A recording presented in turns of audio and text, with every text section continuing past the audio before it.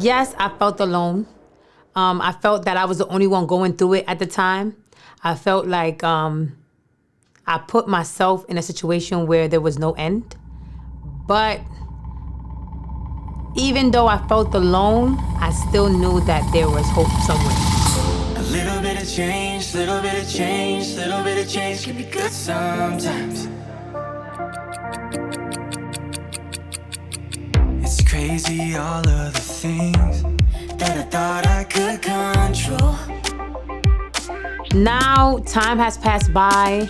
I'm trying to heal from that hurt of my past relationship, and now I'm at this point. In all that time, I took that time to find myself and put myself first before anything.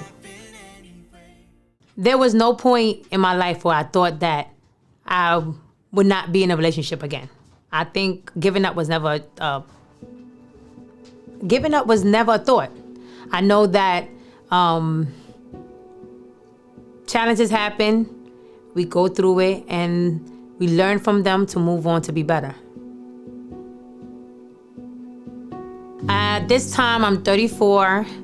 I went to my regular GYN doctor visit, and we had a whole conversation about age and what I'm going through and me not having the tubes and all the decisions I gotta make.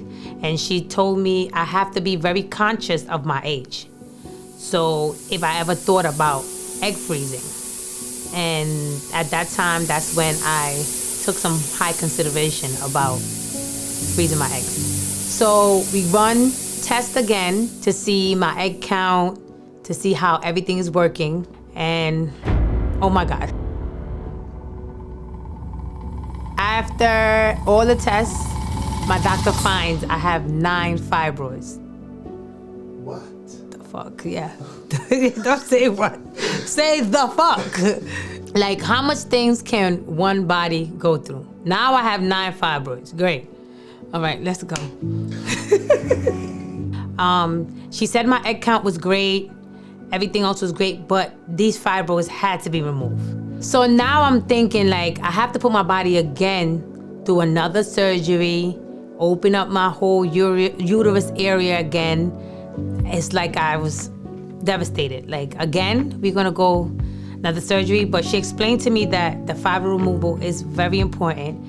If those fibroids are not removed, if I wanna do IVF in the near future, those fibroids is gonna be in the way. And my body needs time to heal after the fibroid removal.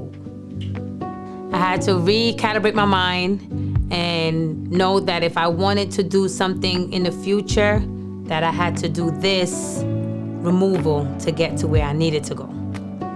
So now I'm sitting thinking, now I'm 36, time is ticking. Time is not on my side because of my age.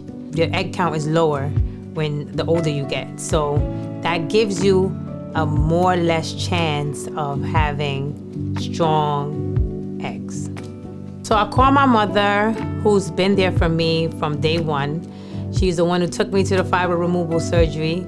She was there with me with my ectopic pregnancy. So she's been through this journey with me from the beginning. So I call her with the thoughts of me having a child on my own.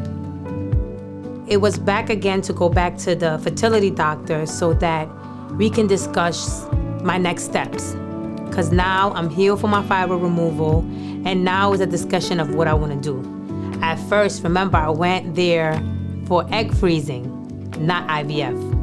So when I went to the doctor, I asked her opinion on IVF and what she thinks will be the next steps for me if I decide to make that decision. Please keep in mind, I'm still single, and to have a baby or to have embryos, you need sperm.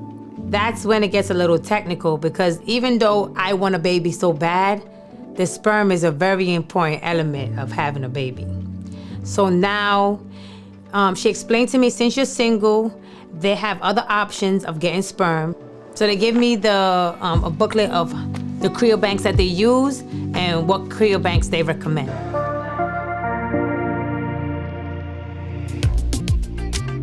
So now I made my decision that I was gonna proceed with my IVF procedure. So now it's February 1st, and I felt like I'm about to start my whole life over.